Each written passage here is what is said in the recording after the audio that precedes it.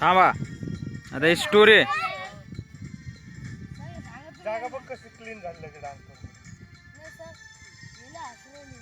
Silent अय वडणार भाऊ लांब होऊन टाक हे थोडं.